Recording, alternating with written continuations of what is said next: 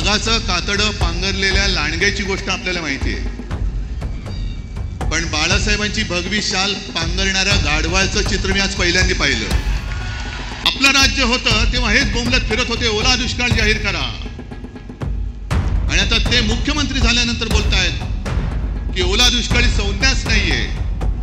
अरे तुम्ही मुंबई जिंकू शकत नाही तर त्या अदानीच्या चरणावरती मुंबई तुम्ही समर्पयामी करून देऊन टाकाल. जानवं घालाल, शेंडी ठेवाल आणि अदानी नाम समर्पयामी.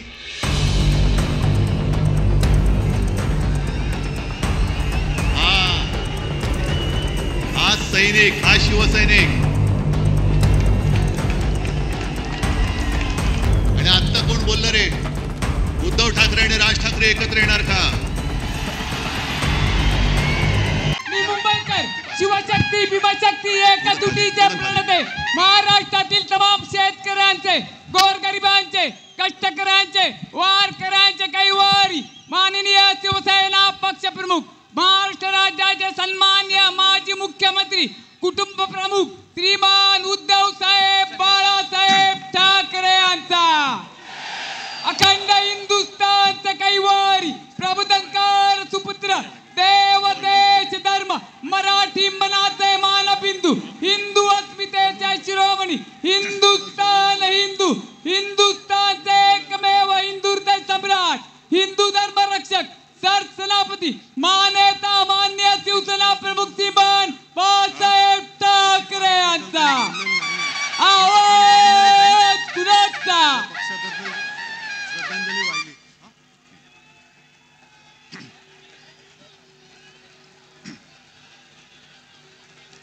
जमलेल्या माझ्या तमाम हिंदू बांधवांनो, भगिनींनो आणि मातांनो,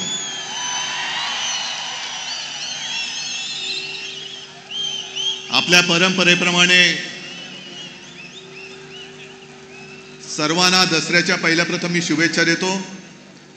विजयादशमीच्या शुभेच्छा. आणि किती वेळा मी बोलायचं की अशी जीवाला जीव देणारी माणसं हेच खरं आयुष्यामधलं सोनं असतं. आणि म्हणूनच अनेक पक्षांचं आपल्या शिवसेना फोडण्याकडे लक्ष आहे. आणि त्यांना असं वाटलं की काही जणांनी त्यांनी पळवलंय, जे पळवलं ते पितळ होतं, सोनं माझ्याकडेच आहे.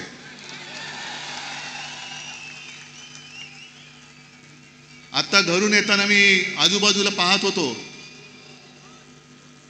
वाघाचं कातडं पांघरलेल्या लांडग्याची गोष्ट आपल्याला माहिती आहे, पण बाळासाहेबांची भगवी शाल पांघरणाऱ्या गाढवाचं चित्र मी आज पहिल्यांदा पाहिलं.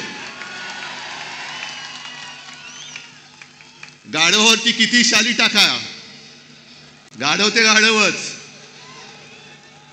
आणि जसं आता संजय राऊत यांनी उल्लेख केला, अमित शहांचा जोड्याचा भार वाहणारे गाढव. जाऊ द्या, त्यांचे त्यांना जोडे लाख लाभोत. जनता पण मारणार एक दिवस, तो दिवस पण काही लांब नाहीये. आज मुद्दामून ही सभा हा मेळावा अनेक जण सांगत होते की कसा घेणार. म्हटलं जसा नेहमी घेतो तसाच घेणार. आणि आजपर्यंत जेवढा जसा मोठा मेळावा झाला त्याहीपेक्षा मोठा मेळावा आज होणार. मला माहिती आहे सगळीकडे चिखल झालेला आहे. याचं कारण कमळाबाई. आता तुम्ही म्हणाल पावसाचा आणि कमळाबाईचा काय संबंध. पण कमळाबाईच्या कारभाराने कमळाबाईंनी स्वतःची कमळं फुलवून घेतलेत, पण जनतेच्या आयुष्याचा चिखल करून टाकलेला आहे. आणि अंबादास, तुम्ही शेतकऱ्यांचा विषय पूर्ण मांडलात. जी हालत शेतकऱ्यांची झाले त्याची थोडीशी चुणूक आपल्याला येईल या पावसात भिजताना आणि चिखलात बसल्यावरती. घरादाराचं संपूर्णपणे चिखल झालेला आहे त्यांच्या. शेतकऱ्याची शेतजमीन तर वाहून गेलीच, पण घरादारामध्ये सुद्धा चिखल घुसलेला आहे. राहायचं कुठे. शेतकरी जो आपल्याला अन्नधान्य देतो, 2 घास देतो, तो शेतकरी आज विचारतोय की आम्ही खायचं काय. ही अशी परिस्थिती यापूर्वी कधी आलेली नव्हती. हे एवढं मोठं संकट आजपर्यंत मराठवाडा हा अवर्षणग्रस्त होता, आता तिकडे अतिवृष्टी झालेली आहे. अतिवृष्टी म्हणजे आपत्तीग्रस्त. आणि मी तुम्हाला सगळ्यांना आवाहन करतोय, सर्व शिवसैनिकांना आवाहन करतोय, हे संकट फार मोठं आहे. जसं लिंबाळा दाऊला भूकंप झाला होता आणि शिवसेनेने एक गाव आपण दत्तक घेतलं होतं, राऊते साहेब तुम्ही होतात, खैरे साहेब होते. आपण अर्थात आपल्याकडे सरकार नाहीये, पण जी काय करता येईल ती फुल ना फुलाची पाकळी ही मराठवाड्याच्या शेतकऱ्यासाठी आणि उद्ध्वस्त झालेल्या नागरिकांसाठी देऊ. अगदी मोठी बाग जरी नाही तरी काही जणांच्या आयुष्यात एखादं फुल जरी आपण फुलवू शकलो तरी मी म्हणेन आपल्या आयुष्याचं सार्थक झालं. हे करायला पाहिजे. कारण आजचे जे मुख्यमंत्री आहेत, मी काल मुद्दामून प्रेस कॉन्फरन्स घेतली, माणसं कशी बदलतात बघा. आपलं राज्य होतं तेव्हा हेच बोंबलत फिरत होते, ओला दुष्काळ जाहीर करा, आणि आता ते मुख्यमंत्री झाल्यानंतर बोलतायत की ओला दुष्काळी संज्ञाच नाहीये. नसेल, पण जनता संकटात आहे, खड्ड्यात घाला तुमच्या संज्ञा, पण त्यांना पहिले मदत द्या. मी कालही बोललोय, आधीही बोललोय, आजही परत बोलतोय की सगळे निकष बाजूला ठेवा आणि ज्यांचं ज्यांचं नुकसान झाले त्या शेतकऱ्यांना हेक्टरी 50,000 रुपये मदत ही केलीच पाहिजे. ज्याप्रमाणे आपलं सरकार होतं तेव्हा मी कोणीही न मागता, कोणताही निकष न लावता शेतकऱ्यांची कर्जमुक्ती केली होती. काय निकष होते तेव्हा, पण माझं कर्तव्य म्हणून मी ते केलं होतं. आणि निवडणुकीच्या तोंडावरती नाही तर एकमेव माझं अधिवेशन जे झालं होतं मुख्यमंत्री म्हणून नागपूरला, त्या पहिल्या नागपूरच्या अधिवेशनात मी कर्जमुक्ती जाहीर केली आणि कालबद्ध स्वरूपात ती पूर्ण करून दाखवली होती. अजून यांची 2017 साली जाहीर केलेली कर्जमुक्ती अजून होते, अजून शेतकरी प्रतीक्षेत आहेत, लाभ कधी मिळणार, ते पण गेलं पाण्यात सोडून. पण 2017ची कर्जमुक्ती अजून होत नाहीये. आणि आपण कर्जमुक्त केलं होतं शेतकऱ्याला. दरम्यान करोनाचं संकट आलं आणि एक गोष्ट थोडीशी राहिली होती, ज्याची सुरुवात केली होती की जो नियमित कर्ज परतफेड करतो त्याला 50,000 रुपये प्रोत्साहनपर राशी म्हणून आपण त्याला द्यायला सुरुवात केली होती. आपण सुरुवात केली आणि या गद्दारांनी त्यांच्या राशी पळवल्या आणि निघून गेले सुरत गुवाहाटीला, म्हणून ते अर्धवट राहिलं. पण आज आपला हा दसरा मेळावा होतोय, आणखीन 2-4 दसरा मेळावे झालेत. बाकीच्यांबद्दल मला काही बोलायचं नाहीये, पण विशेषतः संघाचा जो दसरा मेळावा झाला त्या संघाच्या दसरा मेळाव्याबद्दल मी जरूर बोलणार आहे. कारण 100 वर्ष ही काही थोडी थोडीची वर्ष नाहीये. आज काय योगायोग आहे कल्पना नाही मला, पण संघाची 100 वर्ष पूर्ण होत आहेत आणि नेमकी गांधी जयंती आहे. हा काय योगायोग म्हणायचं की काय मला कळत नाही. पण जशी संघाला 100 वर्ष होत आहेत तसेच आज एक ज्येष्ठ स्वातंत्र्य सेनानी म्हणा, समाजसेवक म्हणा, जी पारेख यांचं दुर्दैवी निधन झाले. त्यांना सुद्धा मी आपल्या सर्वांच्या वतीने एक आदरांजली आणि श्रद्धांजली वाहतो. कारण अशी लढणारी माणसं आता कमी होत चाललेली.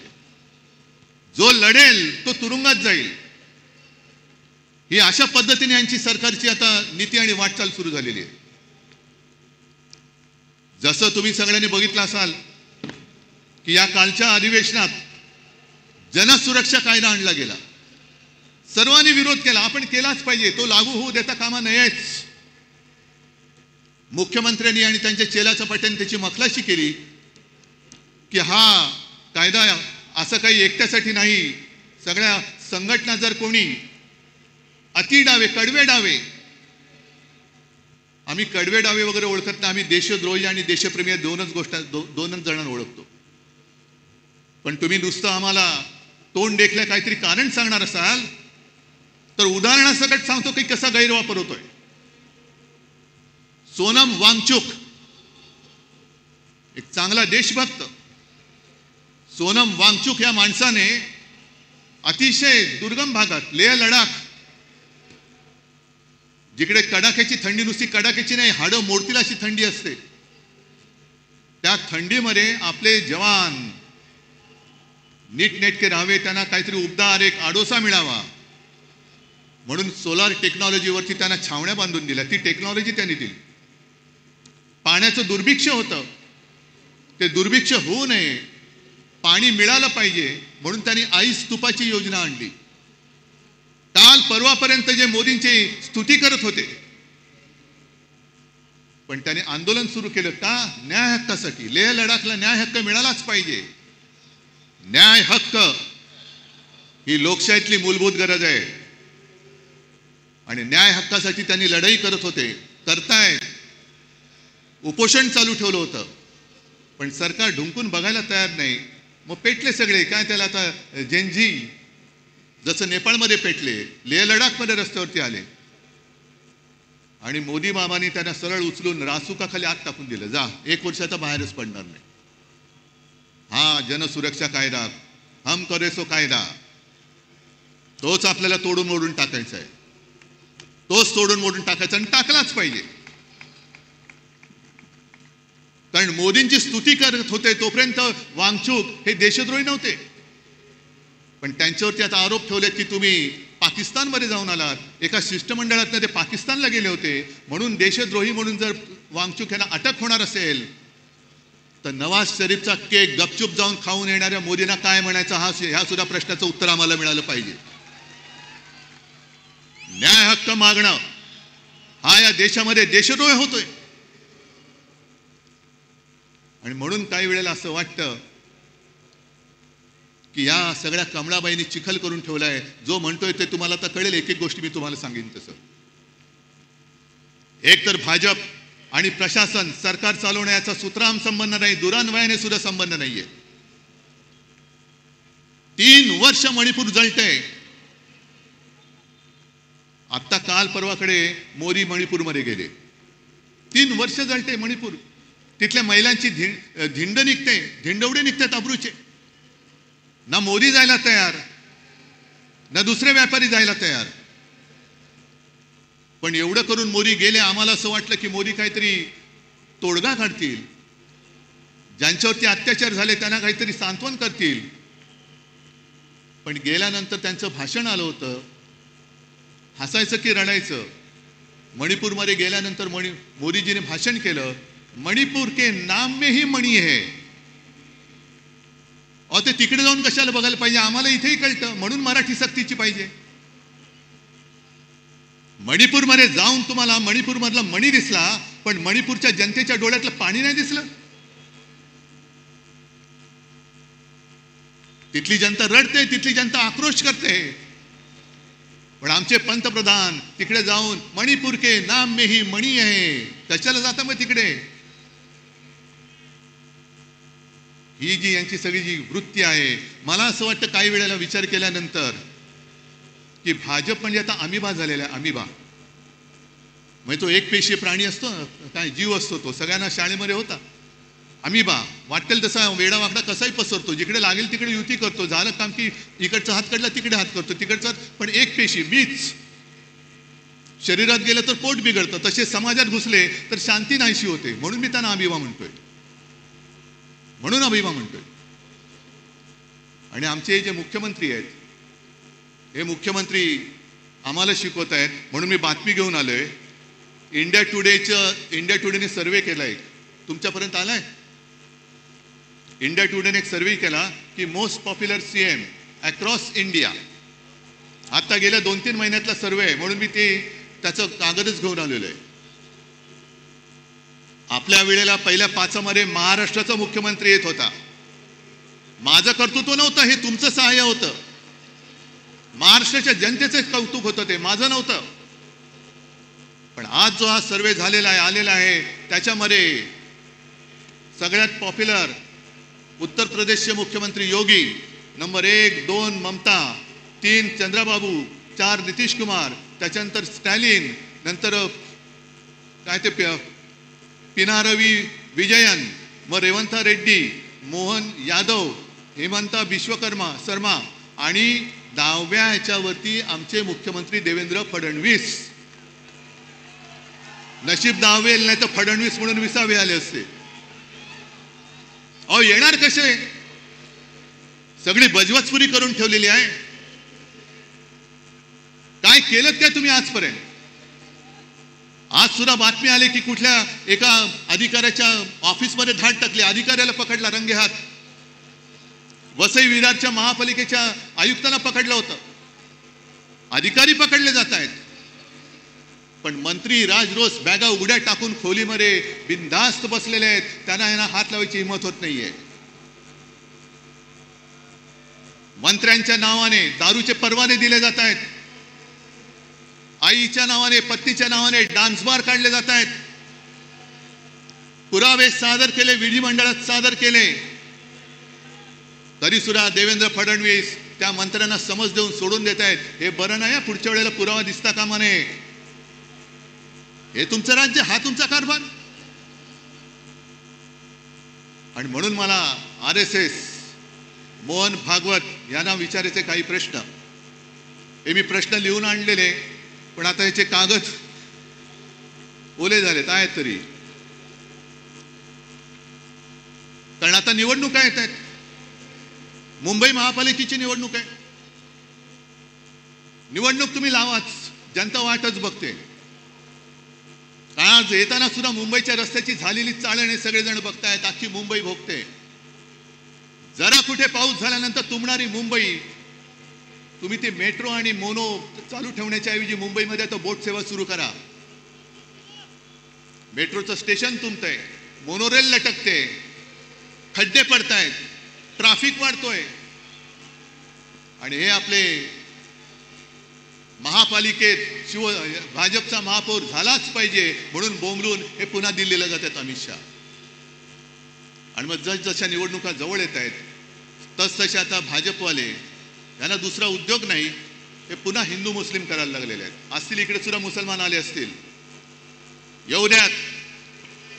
कारण शिवसेना प्रमुखांनी सांगितलेलं आहे या देशामध्ये धर्म कोणाचाही कोणताही असू शकतो. आम्ही हिंदू आहोत, कोणी मुसलमान आहेत, कोणी ख्रिश्चन आहेत. धर्म कोणाचा कोणताही असला तरी राष्ट्र धर्म हा एकच असला पाहिजे, तो म्हणजे आपला हिंदुस्थान.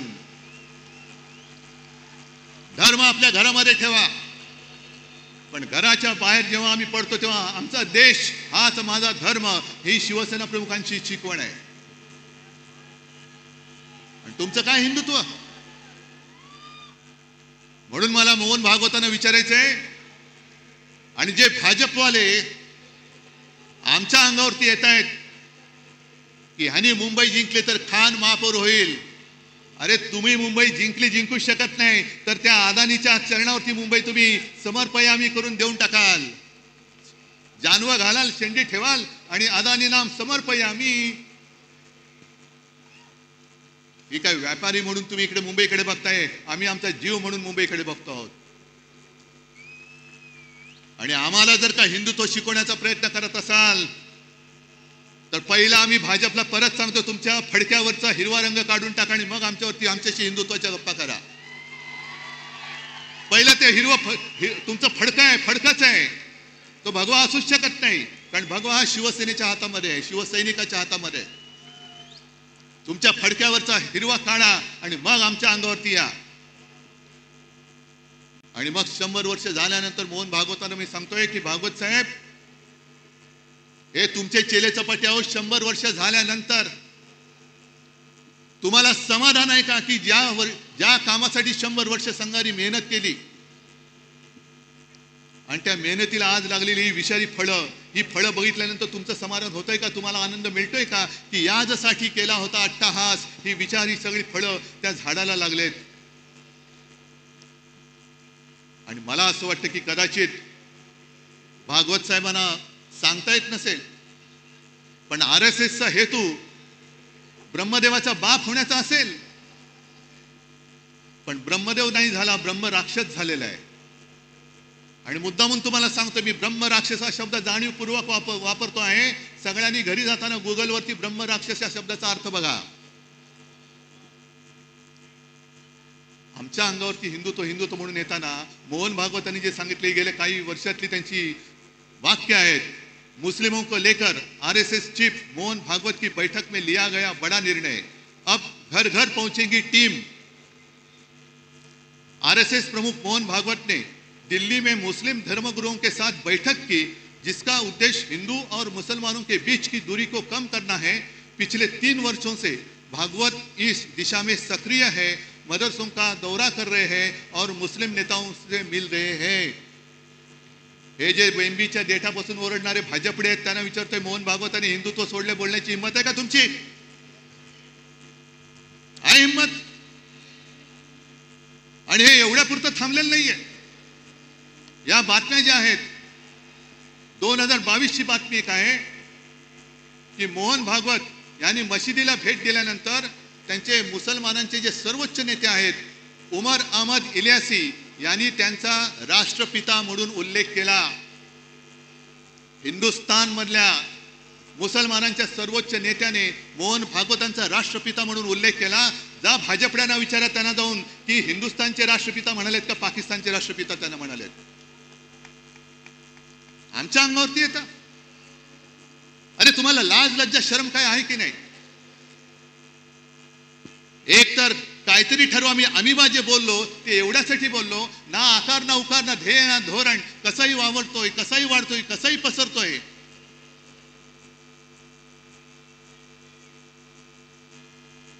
आणि जरा थांबा, मला बोलू द्या नाही तर इकडून वाचन करा. हे एवढ्यापुरतं थांबत नाहीये. मोहन भागवत बोललेले आहेत की या देशामध्ये राहतो तो प्रत्येक जण हिंदू आहे.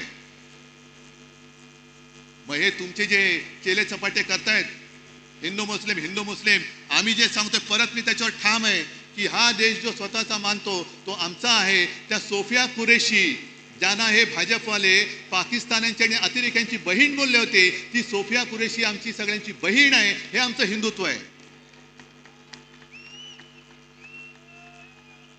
पण काहीतरी एक दिशा ठरवा, काहीतरी एक कुठे जायचं ते ठरवा. कारण एका बाजूला तुम्ही सोफिया कुरेशीला पाकिस्तानांची बहीण म्हणताय, अतिरेक्यांची बहीण म्हणताय, दुसऱ्या बाजूला बिल्किश बानोवरती अत्याचार करणाऱ्यांची तुम्ही स्वागत करून मिरवणूक काढताय. आणि त्याच वेळेला मोदी सांगतायत की मुस्लिम महिलांकडनं रक्षाबंधन करून घ्या. एका बाजूला बटेंगे तो कटेंगे म्हणायचं आणि दुसऱ्या बाजूला मोदी सांगतात की लहानपणी त्यांच्या आजूबाजूला मुस्लिम लोकांची सगळी वस्ती होती, त्यांच्या घरी ईदच्या वेळेला जेवण सुद्धा मुस्लिम घरातून यायचं. काय नेमकं तुम्ही देशप्रेमी तरी आहात का? नक्की तुम्ही हिंदू तरी आहात का? जा स्वतःच तपासून घ्या. हिंदू म्हणून काय असतं ते आहे की नाही नीट बघून या. आणि देशप्रेम तुम्ही आम्हाला शिकवताय. काल परवाकडे झालेली जी क्रिकेट मॅच एशिया कप, तो जिंकल्यानंतर जो माणूस क्रिकेटची तुलना युद्धाबरोबर करतो तो माणूस बेशरम आहे. क्रिकेट आणि पाकिस्तान बरोबर कशाला थोतांड केली तुम्ही? ऑपरेशन सिंदूर. तुम्हीच आम्हाला सांगितलं ना की पहलगाम मध्ये धर्म बघून धर्म विचारून गोळ्या घातल्या. हिंदू आहे घाल गोळी, हिंदू आहे घाल गोळी. एक तर तुमचं सरकार तिकडे 10 वर्ष बसले, तुमच्या देशामध्ये हिंदू सुरक्षित नाहीये. या देशामध्ये हिंदू धर्म विचारून गोळ्या घालणाऱ्या अतिरेक्यांच्या देशाबरोबर तुम्ही क्रिकेट खेळता. म्हणजे बाप देशप्रेमाचं नाटक करतो, ढोंग करतो आणि पोरगा क्रिकेट खेळतो. ही तुमची घराणेशाही. एका बाजूला तुमची नाचलेली कुजलेली सडकी ढोंगी घराणेशाही आणि दुसऱ्या बाजूला आमच्या ठाकरेंची घराण्याची परंपरा, ठाकरेंची घराणेशाही, ज्याचा मला अभिमान आहे. कशाला घराणेशाही बद्दल बोलता?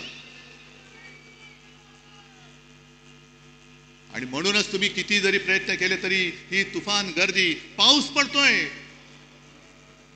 आम्ही खुर्च्या बुडाखाली घेऊन बसणारी माणसं नाही आहेत.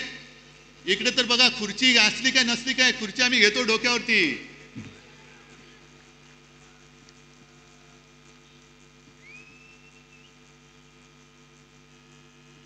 आणि मुंबईच्या बद्दल जर का बोलायचं झालं, कारण आता निवडणुका मागून निवडणुका येणार. काल परवाकडे जेव्हा मी शेतकऱ्यांच्या दौऱ्यावरती गेलो होतो, पाहणी त्यांच्याशी बोलत होतो, शेतकरी उद्विग्न आहे, रडतोय.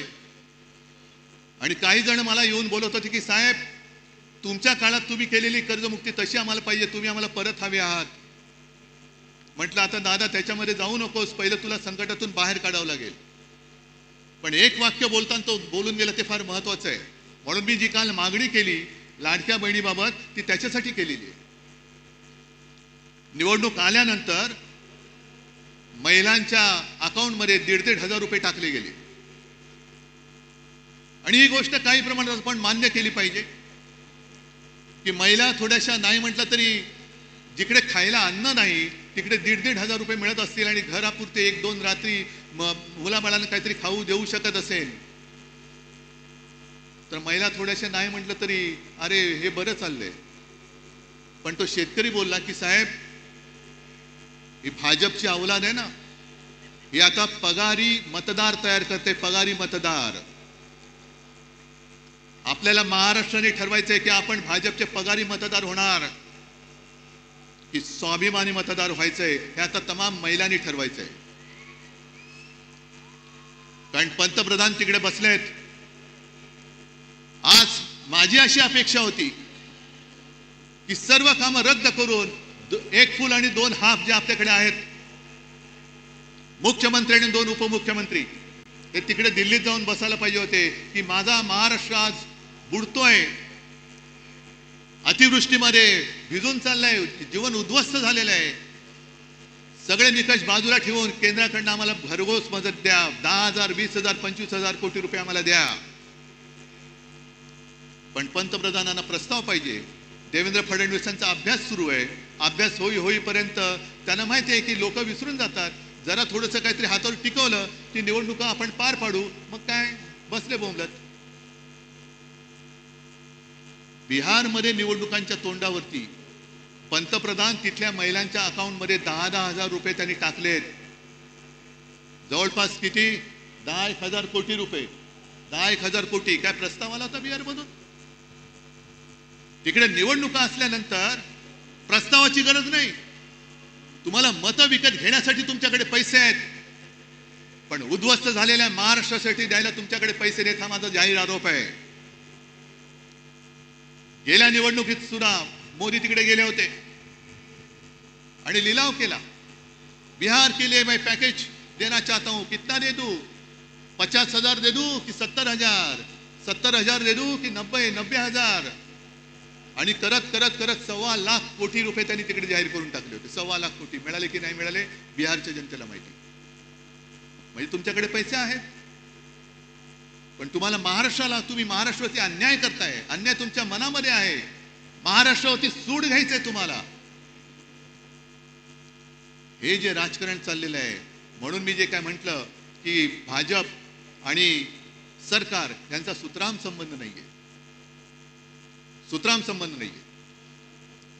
यांना प्रत्येक गोष्टीमध्ये महोत्सव साजरे करायचे. बचत महोत्सव, बचतोत्सव. जीएसटी कमी केला, लावला कोणी होता? नेहरूने लावला होता.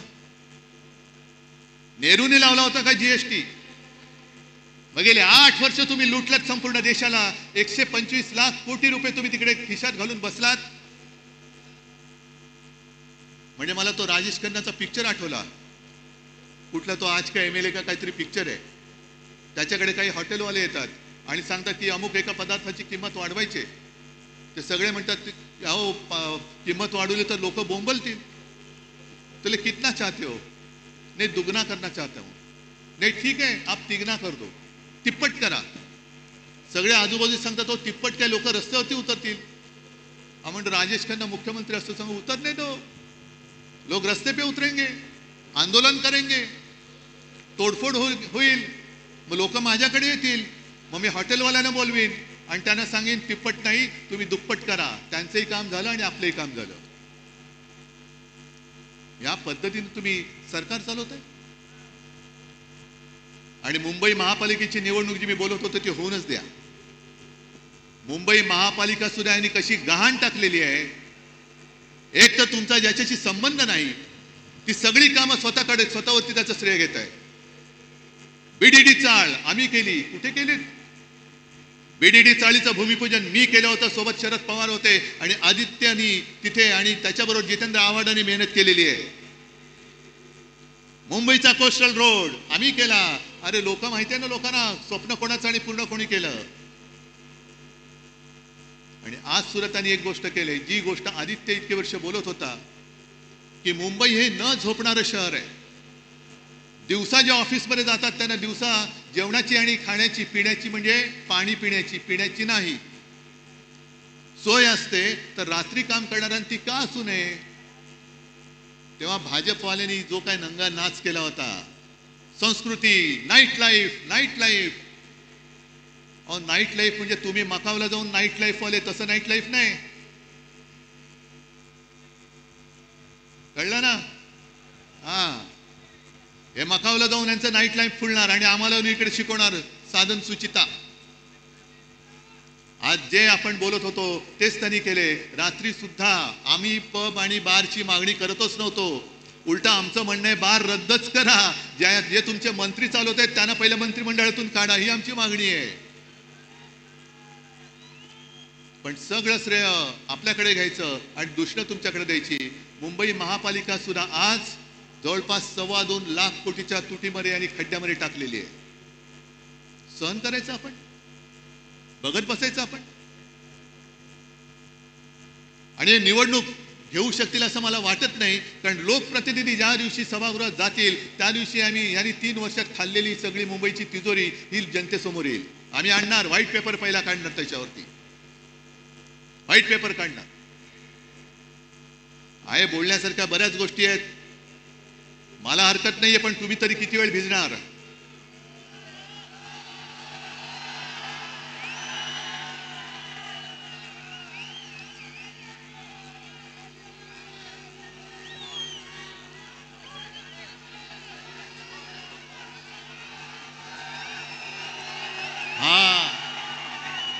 हा सैनिक, हा शिवसैनिक,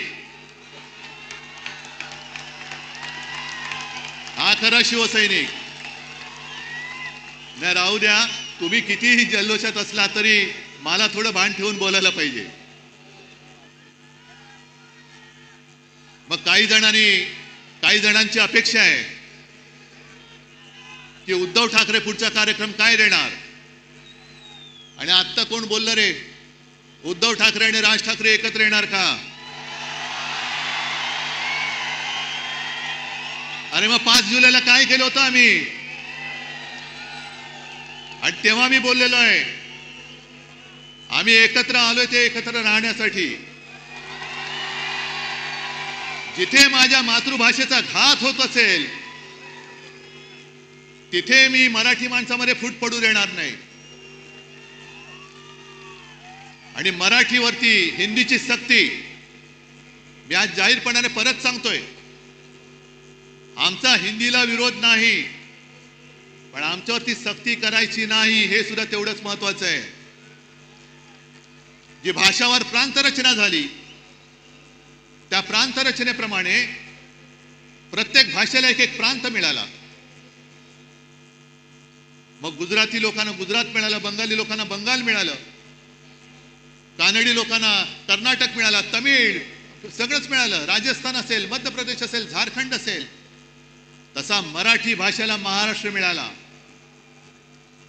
भाषावर प्रांतरचना झाल्यानंतर प्रत्येक राज्याला राज्याचं सरकार मिळालं, राज्याची राजधानी मिळाली. पण महाराष्ट्राला महाराष्ट्राची राजधानी मिळाली नव्हती. ती मुंबई, मराठी माणसांनी रक्त सांडून मिळवलेली मुंबई, ही जर का या व्यापाऱ्यांच्या खिशात जात असेल तर खिसा फाडून आम्ही मुंबई राखल्याशिवाय राहणार नाही. त्याच्यामुळे या ज्या काही कंड्या पिकवल्या जात आहेत, दसरा मेळाव्यात राज ठाकरे येणार का, उद्धव ठाकरे जाणार का, त्या सगळ्या मराठी द्वेष्टांना सांगतोय की तुम्ही आमच्या मराठीला हात लावून बघा, हिंमत असेल तर हात लावून बघा, हात जागेवर ठेवणार नाही. आमचं कोणाशी भांडण नाहीये. काय किती आतापर्यंत मारामाऱ्या झाल्या, आमच्या अंगावरती येऊ नका. जे शिवसेना प्रमुखांनी शिकवलंय एक तर कोणाच्या अंगावर जायचं नाही, पण कोणी अंगावर हात उचलला तर तो हात जागेवर ठेवायचा नाही, आणि तीच शिकवण घेऊन आम्ही पुढे चाललेलो आहोत. आम्हाला कोणाचं उणं दोणं काढायचं नाहीये.